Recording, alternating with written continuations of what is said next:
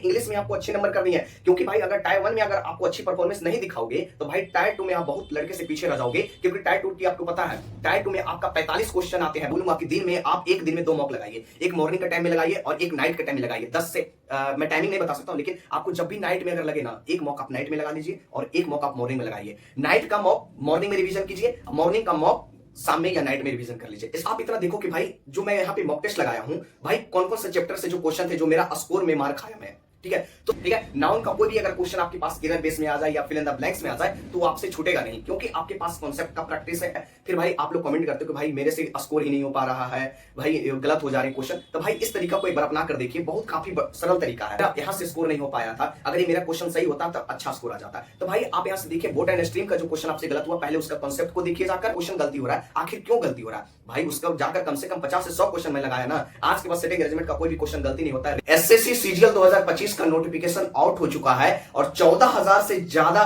Seat आपको देखने को मिल रहा है भाई। इस 14,000 की सीट में आपको एक सीट अगर पक्की करनी है और आपके पास समय जो बची है केवल 60 दिन का आपके पास समय बचा है, और इस 60 दिन में आप डेडिकेटेड के साथ अगर आप अपना समय को देते हैं तो आराम से आप 150 से ज्यादा नंबर आप पार कर सकते हैं। एसएससी सीजीएल प्री की अगर बात करें तो बस तरीका आपको ये अपनाना है कि 60 दिन की तैयारी आपको रेगुलर कंटिन्यूटी के साथ आपको बरतनी है, तब जाकर भाई आप आराम से 150 नंबर के बीच जा सकते हैं।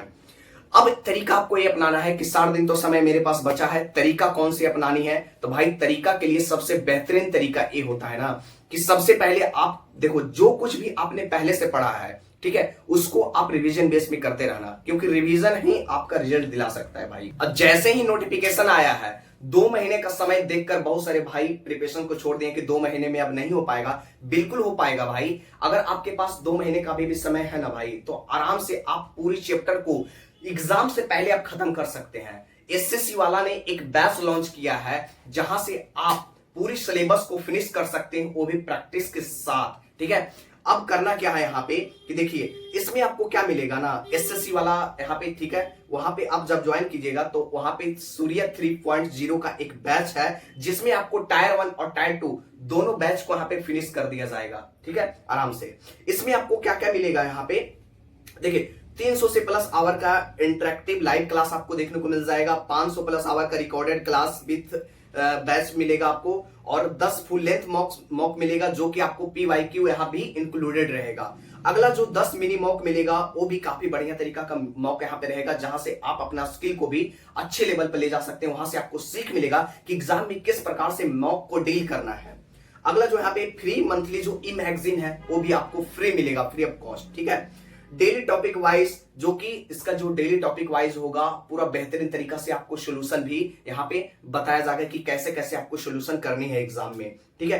क्लास नोट्स और पीडीएफ भी अवेलेबल है। पीडब्ल्यू ऐप जब अपलोड करिएगा वहां पे आपको सब कुछ मिल जाएगा, और जो भी स्टूडेंट की यहाँ पे क्वेरी रहती है सब कुछ आप वहां पे अपनी क्वेरी को पूछ सकते हैं। जो भी आपको यहाँ पे प्रॉब्लम होता है उसका आपका यहाँ पे सॉल्यूशन दिया जाएगा। और बैच जब आप परचेज कीजिएगा तो बैच का जो प्राइस होगा उसमें मैं आपको डिस्काउंट दिला दूंगा। मेरा जब आप कूपन कोड यूज कीजिएगा FSS10 जब आप कूपन कोड यूज कीजिएगा तो भाई आपको 10% का डिस्काउंट मिलेगा, और इस डिस्काउंट में आप जो आपके पास जो 60 दिन का समय बचाना, 60 दिन के समय से आप पहले आपको सिलेबस का पूरा फिनिश करवा दिया जाएगा और बेहतरीन तरीका से आपका प्रैक्टिस भी करवा दिया जाएगा।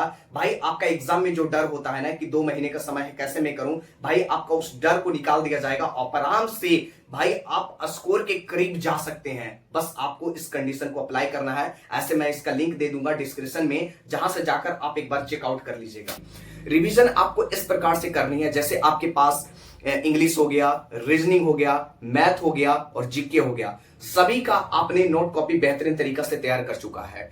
उस नोट कॉपी को आपको प्रॉपर बेस में आपको रिवीजन करते हुए चलनी है। 60 दिन आपके पास समय है। 60 दिन में क्या करनी है आपको भाई, पर दिन का आपको टारगेट बनानी है। जैसे आपके पास इंग्लिश सब्जेक्ट है, इंग्लिश सब्जेक्ट की अगर बात करें तो इंग्लिश सब्जेक्ट में आपको क्या करनी है कि जैसे आपने देखा उसमें कि बहुत सारे चैप्टर होते हैं, नाउन हो गया, प्रोनाउन हो गया, एडजेक्टिव, टाइम एंड टेंस हो गया, प्रीपोजिशन हो गया, नरेशन हो गया, वॉइस हो गया।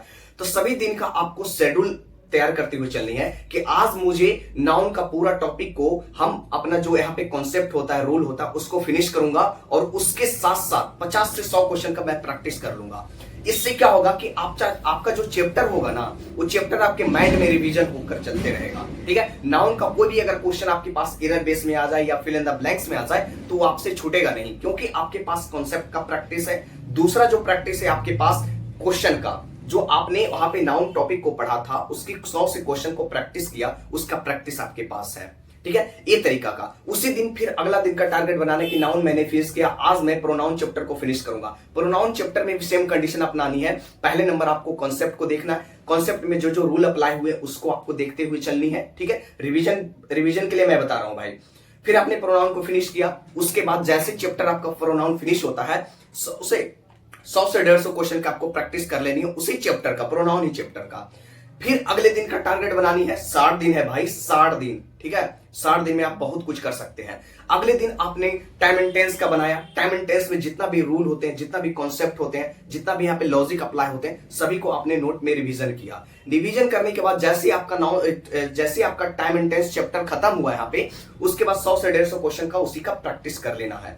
प्रैक्टिस भाई यही प्रकार से करनी है, तब जाकर भाई आपका जो चैप्टर होता है ना वो जाकर स्ट्रांग होगा। क्योंकि भाई इंग्लिश में आपको अच्छे नंबर करनी है, क्योंकि भाई अगर टायर 1 में अगर आपको अच्छी परफॉर्मेंस नहीं दिखाओगे तो भाई टायर 2 में आप बहुत लड़के से पीछे रह जाओगे। क्योंकि टायर 2 की आपको पता है, टायर 2 में आपका 45 क्वेश्चन आते हैं भाई, 45 क्वेश्चन 135 मार्क्स का रहता है यहाँ पे।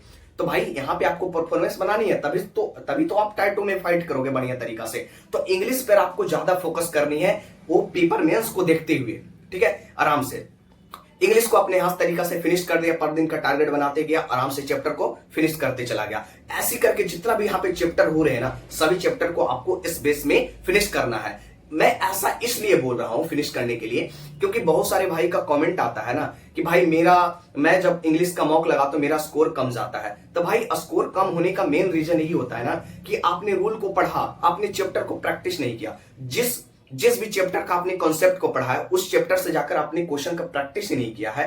फिर भाई आप लोग कमेंट करते हो कि भाई मेरे से स्कोर ही नहीं हो पा रहा है, भाई गलत हो जा रहे हैं क्वेश्चन। तो भाई इस तरीका को एक बार अपना कर देखिए, बहुत काफी सरल तरीका है। मैं भी एग्जाम में यही अपनाया हूं और आज जाकर इंग्लिश में काफी अच्छे मार्क्स आती है। ये तरीका खत्म हुआ। दूसरा जो हमारा यहाँ पे होने वाला है, जैसे अगर मैथ में किन्हीं भाई को अगर मैथ में प्रॉब्लम हो रहा है तो मैथ का आप सेम लॉजिक कर सकते हो। सबसे पहले आप एक मॉक दीजिए। मॉक देने से क्या होगा कि आपको स्कोर पता चलेगा कि भाई अगर 25 क्वेश्चन का मैंने मॉक लगाया हूं तो मेरा कितना क्वेश्चन सही जा रहा है। तो आप देखिए कि मेरा इतना क्वेश्चन सही जा रहा है। 25 क्वेश्चन में हो सकता है किसी भाई का 10 ही क्वेश्चन, किसी भाई का 12 ही क्वेश्चन सही हो रहा है, किसी का 15 ही सही हो रहा है, किसी का 20 सही हो रहा है। तो आप इतना देखो कि भाई जो मैं यहाँ पे मॉक टेस्ट लगाया हूं, भाई कौन कौन से चैप्टर से जो क्वेश्चन थे जो मेरा स्कोर में मार खाया मैं। ठीक है, तो सबसे पहले उस चैप्टर को आप टारगेट करो कि भाई मुझे जो ये चैप्टर था ना, मुझे परसेंटेज यहाँ पे प्रॉब्लम किया, परसेंटेज का एक क्वेश्चन था वो मेरे से नहीं बना। तो भाई आप एक काम कर सकते हो, परसेंटेज का जैसे आपको एक क्वेश्चन आपने मॉक लगाया था ना, वो परसेंटेज का क्वेश्चन था नहीं बना था, उसका जाकर फटाक से आप रूल को रिवीजन कीजिए। जो आपके यहाँ पे कॉन्सेप्ट होते हैं, क्या तरीके होते हैं, क्या लॉजिक होते हैं, उसको आप फिनिश कीजिए। फिनिश करने के बाद जो परसेंटेज का जो टॉपिक था ना, उसी टाइप के क्वेश्चन का कम से कम 30 से 40 क्वेश्चन की प्रैक्टिस कर लीजिए। ठीक है, 30 से 40 क्वेश्चन की जब आप परसेंटेज की प्रैक्टिस कर लेंगे तो भाई परसेंटेज चैप्टर आपका फिनिश हो जाएगा। किसी भाई को अगर बोट एंड स्ट्रीम वाले क्वेश्चन में अगर प्रॉब्लम होता है तो भाई आप आराम से बोट एंड स्ट्रीम वाले का पहले कॉन्सेप्ट देखिए कि मैंने मॉक लगाया था 25 क्वेश्चन का, बोट एंड स्ट्रीम वाले क्वेश्चन मुझे बजा दिया, मेरा यहां से स्कोर नहीं हो पाया था। अगर ये मेरा क्वेश्चन सही होता तो अच्छा स्कोर आ जाता। तो भाई आप यहां से देखिए बोट एंड स्ट्रीम का जो क्वेश्चन आपसे गलत हुआ, पहले उसका कॉन्सेप्ट को देखिए जाकर। ठीक है, उससे 30 से 40 क्वेश्चन उसी टाइप के क्वेश्चन का, जो टाइप आपसे गलत हुआ उसी टाइप के क्वेश्चन आपके टीचर द्वारा बताया गया, जो आपने नोट कॉपी तैयार किया ना उसमें आपको बताया गया। 30 से 40 क्वेश्चन की अगर आप प्रैक्टिस कर लेते हैं ना तो वो चैप्टर आपका फिनिश हो जाएगा हमेशा के लिए, और कभी उस टाइप के क्वेश्चन आपकी गलती नहीं होंगे।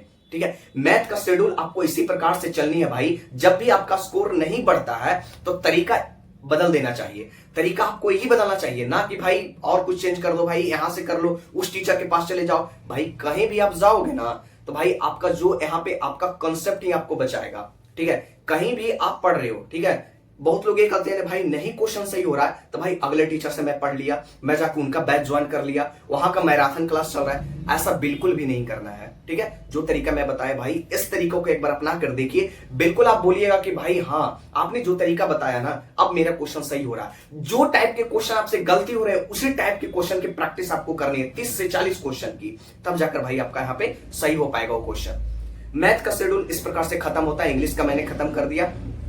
रीजनिंग का एकमात्र सोल्यूशन है, रीजनिंग आप जितना ज्यादा से ज्यादा प्रैक्टिस कर सकते हैं, ठीक है। रीजनिंग में सेम कंडीशन है, आप पहले मॉक दीजिए, 25 क्वेश्चन का प्री का पेपर होता है, 25 क्वेश्चन का आप मॉक लगाइए ऑफलाइन प्रीवियस ईयर का, कोई दिक्कत नहीं है, लगाइए। आप देखिए कि कितना क्वेश्चन मेरा यहाँ पे सही हो रहा है। देखिए कि मैंने रीजनिंग का 25 क्वेश्चन लगाया, मेरा 25 में 12, 13 या 15 ही सही हो पाया, बाकी क्वेश्चन नहीं सही हो पा रहे हैं। तो भाई नहीं सही हो पा रहे, हो सकता है कोई क्वेश्चन आपका सेटिंग अरेंजमेंट का होगा, किन्हीं भाई को ब्लड रिलेशन परेशान कर रहा है। अरे भाई तो ब्लड रिलेशन, जिस टाइप के ब्लड रिलेशन आपको परेशान कर रहा है सेट में, भाई उस टाइप के क्वेश्चन को प्रैक्टिस कर लीजिए। 40 से 50 क्वेश्चन अगर उस टाइप के क्वेश्चन के प्रैक्टिस कर लेते हैं तो भाई वो भी चैप्टर आपका फिनिश हो जाएगा बढ़िया तरीका के, फिर आपको परेशानी नहीं होगा भाई, ठीक है। कि नहीं भाई को सेटिंग अरेंजमेंट में प्रॉब्लम हो रहा है, भाई सेटिंग अरेंजमेंट कर लीजिए। ब्लड रिलेशन में प्रॉब्लम हो रहा है, ब्लड रिलेशन का प्रैक्टिस कर लीजिए। उसी टाइप के क्वेश्चन को प्रैक्टिस करना है जो एसएससी रिपीट करता है उस टाइप के क्वेश्चन को।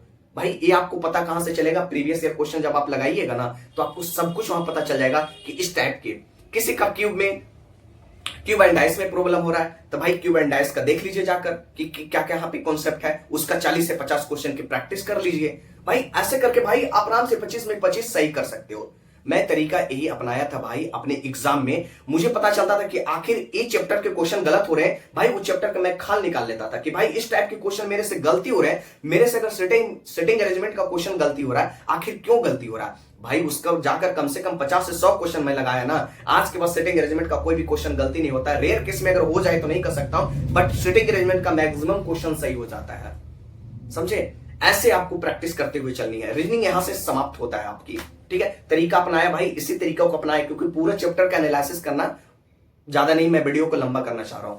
अगला जो पॉइंट यहां पे है जीके जीएस के रिगार्डिंग, जीके जीएस का रिगार्डिंग ये है भाई, जीके जीएस में सबसे सरल तरीका ये है ना, पहले आप देखिए कि जब आप मॉक टेस्ट लगाते हैं ना, तो मॉक टेस्ट में जब आप लगाते हैं, जैसे कोई क्वेश्चन हो गया, ठीक है, तो उस क्वेश्चन के जो 4 ऑप्शन होते हैं ना, उस 4 ऑप्शन का एनालिसिस आपके बुक में दिया होता है। जब आप प्रैक्टिस कीजिएगा ना तो चारों ऑप्शन का एनालिसिस करना है। बहुत सारे भाई ये गलती करते हैं, जीके जीएस में स्कोर नहीं होने का रीजन ये है कि आप क्वेश्चन 2 ऑप्शन पढ़ते हैं, ठीक है, क्वेश्चन आपने पढ़ा, आंसर ए हुआ, निकल गया, और भाई जो 3 ऑप्शन बचे हैं उसको कब एनालिसिस कीजिएगा। अरे भैया खेल तो मेरा यही होता है ना कि 3 ऑप्शन का आपने जिस दिन एनालिसिस करना सीख गया, जो एक क्वेश्चन आपने आंसर टिक कर लिया, 3 का एनालिसिस आपने अगर कर लिया भाई, उन्हीं से आपकी रिजल्ट बनती है। बहुत लोग छोड़ देते हैं कि चलो यार इसका आंसर तो ये होगा, इसका आंसर तो ये होगा, ऐसा नहीं करना है भाई। वनडे एग्जाम है, वनडे एग्जाम में अगर आप इस तरीका से करोगे भाई तो एग्जाम में फेल तो निश्चित है भाई, और आप स्कोर से पीछे रह जाओगे।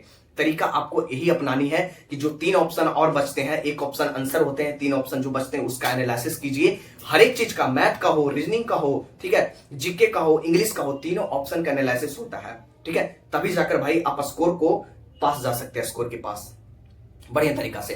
तो ऐसे करना है जो भी चैप्टर, जैसे आपका यहाँ पे संविधान का चैप्टर हो गया, संविधान का क्वेश्चन आता है ना भाई पॉलिटी में संविधान के बहुत क्वेश्चन यहाँ पे बनते हैं, 4 से 5 क्वेश्चन आपको देखने को मिल जाएगा संविधान चैप्टर से।